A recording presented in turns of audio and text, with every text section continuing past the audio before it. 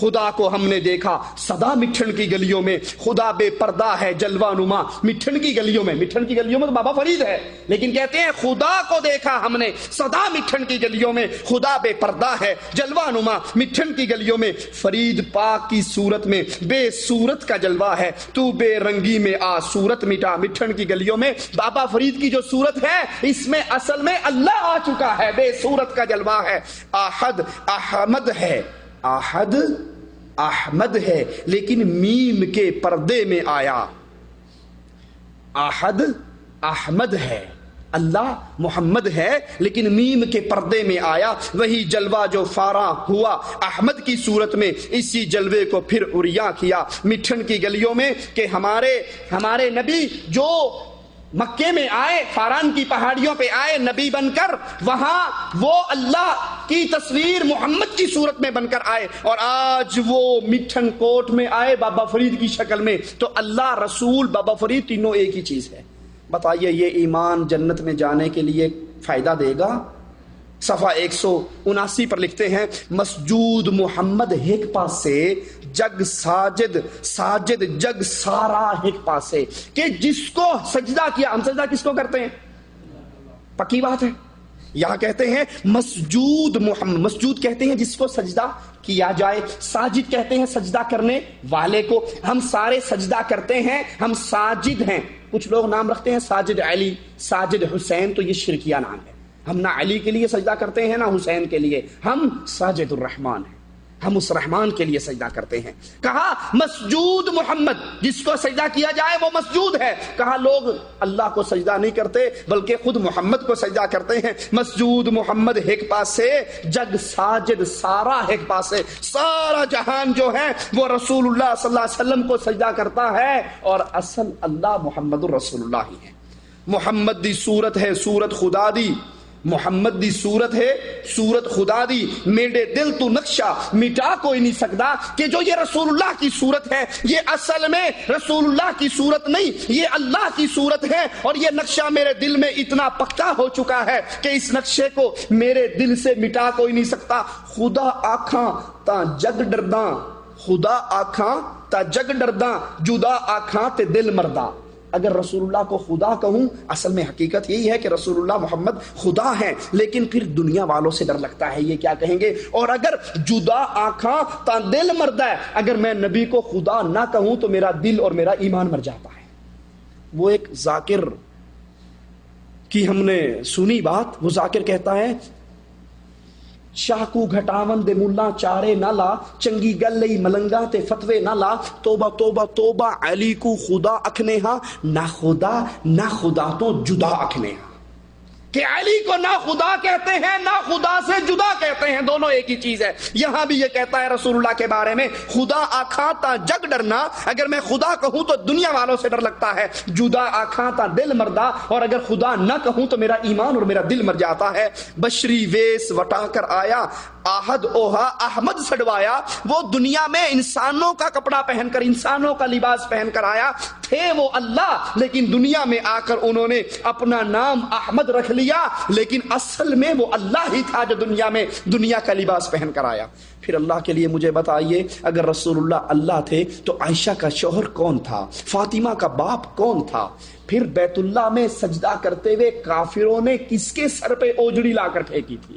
کس کے گلے میں کپڑا ڈال کے لپیٹتے تھے؟ وہ کون تھا جو صدیق کے کندھے پر بیٹھ کر غار کے اندر جا کر چھپا تھا؟ وہ کون تھا جو صدیق کی گود میں سویا کرتا تھا؟ وہ کون تھا جس کے دانت ٹوٹے تھے؟ وہ کون تھا جس کا ماتھا پھٹا تھا؟ وہ کون تھا جو گڑھے میں گرا تھا؟ وہ کون تھا جس کو طائف کے اندر ظالم پتھر مار رہے تھے؟ وہ کون تھا جو پتھر کھا کھا کے لہو لہان ہو کے زمین پہ گر گیا تھا؟ وہ کون تھا جس کو جبرائیل نے آ کر کہا تھا اجازت تو دو، یہ پہاڑوں کا فرشتہ لایا ہوں، یہ پہاڑ اٹھائے گا، طائف والوں کو پیس کے رکھ دے گا؟ وہ کون تھا جس نے کہا تھا نہیں جبرائیل ان کو نہ مارو، مجھے امید ہے اپنے اللہ سے، اپنے رب سے، یہ نہ صحیح ان کی نسلوں میں سے پیدا ہونے والے ضرور اللہ کا کلمہ پڑھیں گے۔ اگر وہ اللہ ہی تھا تو نعوذ باللہ کیا اللہ کو طائف والوں نے پتھر مارے تھے؟ اگر وہ اللہ ہی تھا، وہ رسول اللہ ہی تھا تو خدیجہ کا مال تجارت کے لیے اللہ لے کر جا رہا تھا۔ اگر وہ اللہ ہی تھا، خدیجہ سے شادی نعوذ باللہ اللہ نے کی تھی۔ نقل کفر نباشد اتھا خود عبد سڑویں دے، اتھا حق نال ملویں دے، دماغی کو چکر دیں دے، ہے الٹی چال کیا پوچھیں دے کہ یہاں تو اللہ کے نبی اپنے آپ کو بندہ کہتے ہیں، لیکن جب قیامت کا دن ہوگا تو وہ بندہ نہیں رہیں گے، بلکہ وہ خود اللہ بن کر سامنے آئیں گے۔ تو صرف ہمارے دماغوں کو چکر دیا ہوا ہے، اصل میں محمد صلی اللہ علیہ وسلم اللہ ہی ہے جو اللہ بن کر ہمارے سامنے آیا۔ تیڑے میم دے برکے پاون تو صدقے، آہد ہو کے احمد سڑواون تو صدقے۔ اے نبی آپ اللہ ہیں لیکن اپنے آپ کو احمد کروا رہے ہیں، میں آپ پر صدقے اور قربان چاہوں۔ پھر آئیے اپنی بات کی طرف۔ الا الذین آمنوا، خسارے سے بچنے کا، جہنم سے بچنے کا ایک راستہ ہے، اور وہ راستہ کیا ہے کہ ہم اللہ پر ایمان لائیں، جیسے مولویوں نے لکھا، جیسے پیروں نے لکھا، جیسے بزرگوں نے کہا، نہیں ویسے جیسے اللہ کو مطلوب ہے کہ اللہ اپنی ذات میں اکیلا، نہ محمد اس کے نور میں سے ٹکڑا ہے، نہ وہ نور من نور اللہ ہے، نہ وہ بابا فرید کی شکل میں آیا، نہ وہ رسول اللہ کی شکل میں آیا، وہ ذات میں اکیلا ہے کہاں؟ الرحمن علی العرش استوى، اپنے عرش پہ مستوی ہے، اپنی صفات میں اکیلا ہے، اس کی صفتیں کسی بندے میں نہیں آ سکتی، وہ اپنی عبادت میں اکیلا ہے، رکوع اس کے لیے، سجدہ اس کے لیے، قیام اس کے لیے، قربانی اس کے لیے، نظر اس کے لیے، نیاز اس کے لیے، ذبح اس کے لیے، روزہ اس کے لیے، حج اس کے لیے،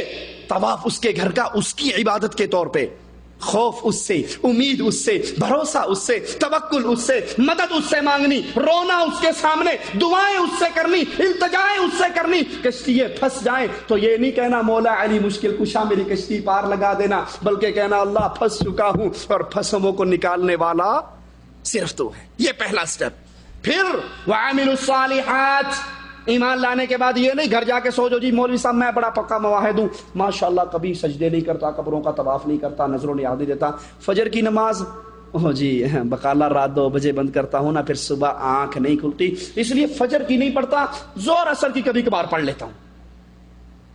جنت میں جانے کا یہ طریقہ نہیں ہے۔ وعاملوا الصالحات، ہر وہ عمل کیجئے جو محمد رسول اللہ صلی اللہ علیہ وسلم کی دین میں اور حدیث میں اور شریعت میں موجود ہے۔ نماز 5 وقت کی پڑھیے، روزہ رکھیے، جو جو اللہ کے نبی کے احکام آتے ہیں۔ عاملوا الصالحات، نیک عمل کیجئے۔ نیک عمل سے مراد کیا ہے؟ جو عمل رسول اللہ نے کیا وہ نیک عمل ہے، اور جو عمل رسول اللہ نے نہیں کیا وہ نیک۔ اب آپ کہیں گے جی مولانا قرآن کھانے کے اوپر پڑھنا کیا بری بات ہے؟ مر جائے تو تیجے پر ختم دلوانا کیا بری بات ہے؟ 7ویں کا ختم دلوانا کیا بری بات ہے؟ 9ویں کا ختم کیا بری بات ہے؟ 10ویں کا ختم، 40ویں کا ختم کیا بری بات ہے؟ آیت کریمہ گٹھلیوں پہ پڑھنا کیا بری بات ہے؟ اللہ کا نام لے رہے ہیں نا، قرآن پڑھ رہے ہیں، تو کیا یہ عمل بھی عمل صالح قرار پائیں گے؟ نہیں۔ ہم کہتے ہیں پیارے بھائی 1 رکعت میں کتنے سجدے ہیں؟ 2۔ اگر آدمی تیسرا سجدہ شروع کر دے، وہ تیسرے سجدے میں گانے گائے گا یا تسبیح پڑھے گا؟ کیا کرے گا؟ تسبیح پڑھے گا نا، گانے تو نہیں گائے گا نا۔ لیکن یہ تیسرا سجدہ اس کو جنت میں لے جائے گا یا جہنم میں؟ یہ تیسرا سجدہ ثواب نہیں بنے گا۔ کیوں؟ جواب ملے گا کہ رسول اللہ نے 1 رکعت میں کتنے سجدے کیے؟ 2۔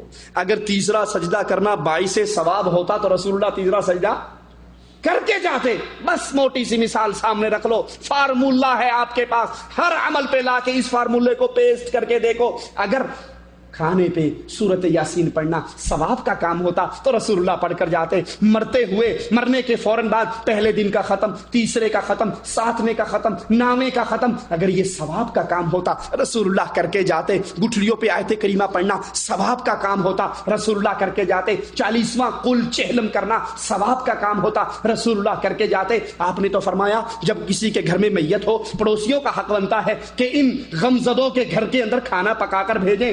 ادھر باپ مر جاتا ہے، ادھر مولوی صاحب ختم دلوانے کے لیے آ جاتے ہیں، وہ دیگ والے کو بلانے چلا جاتا ہے۔ یہ تو یتیموں کا مال کھانے والا ہے۔ وَعَامِلُوا الصَّالِحَاتِ، ہر وہ کام کیجئے جو رسول اللہ کے دین سے ثابت ہے۔ جو آپ کے دین سے ثابت نہیں، وہ کتنے خوبصورت لفافے میں لپیٹ کر کوئی لے آؤ، کہو اگر یہ دین ہوتا تو رسول اللہ بتا کر جاتے۔ نبی کی بیوی فوت ہوئی، آپ نے 3واں 7واں 9واں 10واں 40واں کل برسی نہیں کی۔ اگر یہ دین ہوتا تو نبی ختیجہ کے لیے کرتے، نبی اپنی بیٹیوں کے لیے کرتے، بیٹوں کے لیے کرتے، ہر وہ عمل کیجئے جس پہ رسول اللہ کی مہر ہو۔ دو طریقے ہو گئے جنت میں جانے والوں کے، خسارے سے بچنے والوں کے۔ تیسرا وَتَوَاصَوْا بِالْحَقِّ، جب توحید سمجھ آ جائے، جب قرآن سمجھ آ جائے، جب رسول اللہ کا فرمان سمجھ آ جائے، پھر لمبی چادر لے کے گھر میں جا کر سو جاؤ، ہیں یہی کام کرنا ہے۔ وَتَوَاصَوْا بِالْحَقِّ، اب جو دین آپ کو سمجھ آیا ہے اس دین کو لوگوں تک پہنچاؤ۔ یہ نہیں کہ آپ کا کوئی پڑوسی آپ کے پاس 9 محرم کو سبیل حسین کا دودھ لے آیا، گوشت لے آیا، تو آپ کو بیٹا کوئی بات نہیں لے کے رکھ لو، کوٹھے پہ پھینک دینا، نہ کھانا۔ اگر واپس کیا نا تو پتہ لگ جائے گا یہ مواحد ہے، پھر ہمارے جو